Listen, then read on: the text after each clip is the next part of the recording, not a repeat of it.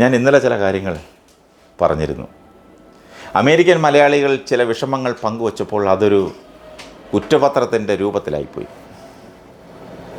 കേരള കോൺഗ്രസിനെ ഉള്ളാലെ സ്നേഹിക്കുന്ന അമേരിക്കൻ മലയാളികളുടെ ചില അഭിപ്രായങ്ങൾ കേട്ടപ്പോൾ ഒരു സംശയം.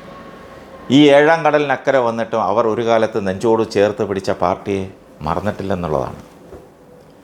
മാണി ഗ്രൂപ്പിനെ UDF സത്യത്തിൽ ചവിട്ടി പുറത്താക്കുകയാണ് ചെയ്തത്. അത് അവരും സമ്മതിക്കുന്നു.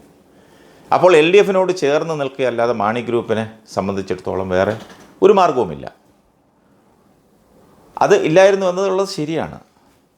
പക്ഷേ അസൂയ മൂത്ത് നിൽക്കുന്ന കോൺഗ്രസ് കൂട്ടങ്ങൾ ചവിട്ടി പുറത്താക്കുമെന്ന് മുൻകൂട്ടി കാണാനും അതനുസരിച്ച് ഇടതുമുന്നണിയോട് ചർച്ച ചെയ്ത് കൂടുതൽ സ്ഥാനമാനങ്ങൾ നേടിയെടുക്കുവാനും ജോസ് കെ മാണിക്ക് സാധിച്ചില്ലെന്നതും ജോസ് കെ മാണിയുടെ കൂടെ നടന്നവർ അതിന് തുനിഞ്ഞില്ലെന്നതും പൊറുക്കാനാകാത്ത അപരാധമാണ്. ഇടതുമുന്നണിയുമായി ചർച്ചയ്ക്ക് നേതൃത്വം നൽകിയ ഇന്നത്തെ താക്കോൽ സ്ഥാനീയനും ഓടുപൊളിച്ചിറങ്ങി പിൻവാതിൽ നിയമനം ലഭിച്ച ഒരു MLAയും അവരവർക്കുള്ള ഓരോ സീറ്റ് ഉറപ്പിച്ചപ്പോൾ പാർട്ടിക്ക് വേണ്ടി അധ്വാനിച്ച ഭാരം ചുമന്ന അവരെയെല്ലാം മറന്നു. താക്കോൽ സ്ഥാനീയനുമായി കൊടുക്കൽ വാങ്ങൽ ഇടപാടുണ്ടായിരുന്ന ഏതാനും പേർക്ക് മാത്രം സീറ്റ് ചോദിച്ചു വാങ്ങുകയും ജയസാധ്യതയുള്ള സീറ്റുകൾ തിരഞ്ഞെടുക്കാതെ അതിന് പറ്റിയ സ്ഥാനാർത്ഥികളെ കണ്ടുപിടിക്കാതെ സ്ഥിരം നാടകവേദിക്കാരെ വേഷം കെട്ടിയിറക്കിച്ചത് പാർട്ടിക്ക് വലിയ രീതിയിൽ ദോഷം ചെയ്തുവെന്നാണ് അമേരിക്കയിലെ മലയാളികളുടെ അഭിപ്രായം. പാർട്ടിയെ സ്നേഹിക്കുന്നവർ KM മാണിയുടെ പേരിൽ ആരോപണമുണ്ടായ കാലത്തും ജോസ് കെ മാണിയെ മനഃപൂർവ്വം അപമാനിക്കാൻ ശ്രമിച്ച കാലത്തും കൂടെയുണ്ടായിരുന്നവരെയെല്ലാം തഴഞ്ഞ് അന്ന് വായിൽ പഴം തിരികിയിരുന്ന അവസരവാദികളെ മാത്രം പരിപോഷിപ്പിച്ച് സ്ഥാനമാനങ്ങൾ നൽകി. KM മാണിയുടെ കോലം കത്തിച്ച് മാണി സാറിനെതിരെ മുദ്രാവാക്യം വിളിച്ച് തേരാപ്പാര നടന്നിരുന്ന വനിതാരത്നത്തെ വരെ സ്ഥാനാർത്ഥിയാക്കിയത് എന്തടിസ്ഥാനത്തിലാണെന്നാണ് ഇവർ ചോദിക്കുന്നത്. പാർട്ടി ഇനിയും അതിൻ്റെ രഹസ്യം വെളിപ്പെടുത്തിയിട്ടില്ല. അതുകൊണ്ട് തന്നെ പാർട്ടിക്ക് എന്ത് നേട്ടം കിട്ടിയെന്നാണ് ഇവരുടെ ചോദ്യം.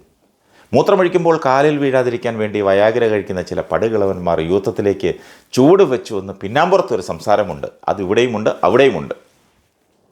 വിജയസാധ്യതയുള്ള പേരാവൂർ മണ്ഡലം വിട്ട് കോൺഗ്രസ് മാത്രം ജയിക്കുന്ന ഇരിക്കൂർ മണ്ഡലം ചോദിച്ചു മേടിച്ചത് നേതൃത്വത്തിൻ്റെ പിടിപ്പുകേടാണ്.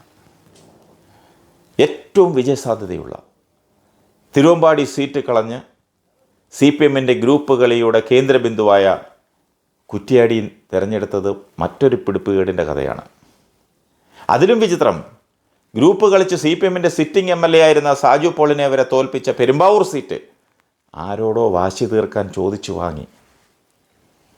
വലിയ തോതിൽ വിജയസാധ്യതയുണ്ടായിരുന്ന ചാലക്കുടി സീറ്റിൽ ചില വൈദിക ശ്രേഷ്ഠകരുടെ നിർദ്ദേശമനുസരിച്ച് സ്ഥാനാർത്ഥിയെ നിശ്ചയിച്ചതും മറ്റൊരു വിചിത്രം.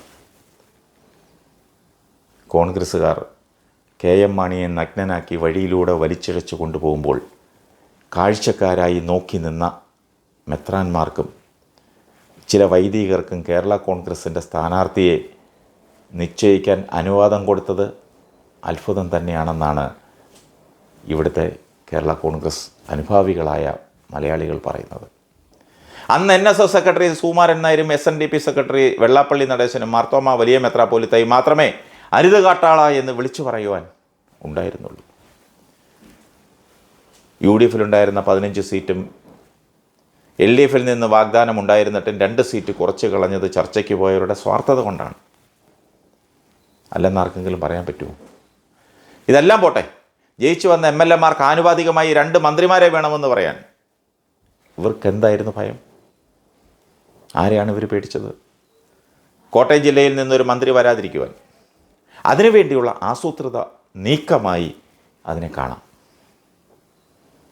ആവശ്യമുള്ള വകുപ്പുകൾ എഴുതി കൊടുക്കാൻ പറഞ്ഞപ്പോൾ, ഇടതുമുന്നണി കൺവീനർ പറഞ്ഞപ്പോൾ ജലസേചനം അല്ലെങ്കിൽ പൊതുമരാമത്ത് എഴുതി കൊടുത്തത് ആരുടെ നിർദ്ദേശമാണ്? പണ്ട് PJ ജോസഫ് വിദ്യാഭ്യാസവും പൊതുമരാമത്തും ഒരുമിച്ച് കൊണ്ടു നടന്ന കാര്യം ആരാണ് ബോധപൂർവം വിസ്മരിച്ചത്? നിയമസഭയിൽ മത്സരിച്ച് തോറ്റവരെ പൊതുമേഖലാ സ്ഥാപനങ്ങളുടെ ചെയർമാൻമാരായി നിയമിച്ചതിൻ്റെ പിന്നാമ്പുറ ശക്തി ആരായിരുന്നു? ആർക്കു വേണ്ടിയായിരുന്നു അത്? ആ തീരുമാനമെടുത്തത് ആർക്കു വേണ്ടിയാണ്? KJ ദേവസ്യയെ പോലെ എല്ലാ കാലത്തും പാർട്ടിയിൽ ഉറച്ചു നിന്ന പ്രവർത്തകരെ പോലും പൊതുമേഖലാ സ്ഥാപനങ്ങളുടെ തലപ്പത്ത് നിന്ന് 2 കൊല്ലം കഴിഞ്ഞപ്പോൾ മാറ്റി നിർത്തിയിട്ട് പലവട്ടം പാർട്ടി വിട്ടുപോയവനെയൊക്കെ അതിൽ തുടരാൻ അനുവദിച്ചത് ഏത് മാനദണ്ഡത്തിൻ്റെ പേരിലാണ്? അങ്ങനെയാണെങ്കിൽ ബാബു ജോസഫിന് എന്തായിരുന്നു ഒരു കുറവ്? മാണി ഗ്രൂപ്പിൽ ഇനി വരുന്നത് അസംതൃപ്തികളുടെയും പൊട്ടിത്തെറികളുടെയും കാലമായിരിക്കുമെന്നാണ് അമേരിക്കയിലെ ഈ പഴയ പാർട്ടി സ്നേഹികളുടെ അഭിപ്രായം. ഇത് ഞാൻ പറഞ്ഞതല്ല, അവർ പറഞ്ഞതാണ്, അവർ പങ്കുവച്ച അഭിപ്രായമാണ്. ഇടതുമുന്നണിയുമായി യോജിച്ച് പ്രവർത്തിക്കാൻ തീരുമാനിച്ച കാലഘട്ടത്തിൽ, ആ കാലത്ത് ത്രിതല പഞ്ചായത്ത് തെരഞ്ഞെടുപ്പായിരുന്നു. ആ തെരഞ്ഞെടുപ്പിൽ ഒരു പഞ്ചായത്തിൽ 1 സീറ്റെന്ന മിനിമം ഡിമാൻഡ് വെച്ചിരുന്നുവെങ്കിൽ 1000-ൽ പരം പേർക്ക് മത്സരിക്കാൻ അവസരമുണ്ടാകുമായിരുന്നു. സാധാരണ പാർട്ടി പ്രവർത്തകർക്ക്, താഴേക്കടയിലുള്ള പാർട്ടി പ്രവർത്തകർക്ക് മത്സരിക്കാൻ അവസരമുണ്ടാവുകയായിരുന്നു. കേരള സർക്കാരിൻ്റെ കീഴിൽ ഏകദേശം 140ഓളം പൊതുമേഖലാ സ്ഥാപനങ്ങളുണ്ട്. 12ഓളം സാംസ്കാരിക സ്ഥാപനങ്ങളുമുണ്ട്. മുന്നണി പ്രവേശനത്തിന് സമ്മതം മൂളുന്നതിന് മുൻപ് ഇവയിലെല്ലാം ഓരോ ഡയറക്ടർ ബോർഡ് സ്ഥാനം വേണമെന്ന് ആവശ്യപ്പെട്ടിരുന്നുവെങ്കിൽ പുറം വരുമാനമൊന്നും ഇല്ലായെങ്കിൽ പോലും 150ഓളം പ്രവർത്തകർക്ക് ഒരു അംഗീകാരം കൊടുക്കാൻ ഈ പാർട്ടിക്ക് സാധിക്കുമായിരുന്നു. ഇതെല്ലാം പിടിപ്പുകേടിൻ്റെ ചില ഉദാഹരണങ്ങൾ മാത്രമാണ്. 2014 ഒക്ടോബർ 31 മുതൽ 2020 ഇടതുമുന്നണിയിൽ പ്രവേശനം ഉറപ്പാക്കുന്നത് വരെ സ്ഥിതിഗതികൾ വീക്ഷിച്ച് കണ്ടെത്തലുമല്ല വരമ്പേലുമല്ലെന്ന മട്ടിൽ നിന്നിരുന്നവരെ സ്ഥാനമാനങ്ങൾ ഏൽപ്പിച്ചു കൊടുക്കുക എന്ന മനസ്സാക്ഷിയില്ലാത്ത പ്രവൃത്തിയാണ് പാർട്ടി നേതൃത്വം കാണിച്ചത്. അക്കാലങ്ങളിൽ ധൈര്യപൂർവ്വം പാർട്ടിക്ക് വേണ്ടി നിലകൊണ്ടവരെയെല്ലാം കാര്യം കഴിഞ്ഞപ്പോൾ മാറ്റി നിർത്തിയെന്ന അഭിപ്രായവും അമേരിക്കൻ മലയാളികൾ പങ്കുവച്ചു. ഒരു കാര്യം വ്യക്തമായി, അമേരിക്കയിലുള്ള കേരള കോൺഗ്രസ്സുകാർക്ക് ഗ്രൂപ്പ് വ്യത്യാസമില്ല. അവർ പറയുന്നത് കേരള കോൺഗ്രസ്സിന് ഇന്നും 10 MLA-മാരുണ്ടെന്നാണ്. ആർ ബാലകൃഷ്ണപിള്ളയുടെ മകനും TM ജേക്കബിൻ്റെ മകനും ആൻ്റണി രാജുവും ജോസഫ് ഗ്രൂപ്പും എല്ലാം ചേർന്ന കേരള കോൺഗ്രസ്സിന് ഇങ്ങനെ വിഘടിച്ച് നിൽക്കുമ്പോൾ തന്നെ 10 MLA-മാരെ സൃഷ്ടിക്കാൻ സാധിക്കുമെങ്കിൽ വിവിധ പാർട്ടികളിലാണെങ്കിലും പരസ്പരം കാലുവാരാതെ നിന്നാൽ എത്രയോ വളരാമായിരുന്നു, എത്രയോ പേരെ ജയിപ്പിച്ചെടുക്കാമായിരുന്നു. ഈ പറയുന്നത് കേട്ടിട്ട് നാളെ പോയി എല്ലാവരോടും ലയിക്കണമെന്നല്ല, എല്ലാവരും തൻപിടി പിടിച്ചാൽ മതി, അത് സാധിച്ചെടുക്കാം. പരസ്പരം ഭാരം മാത്രം വയ്ക്കരുതെന്നുമാണ്.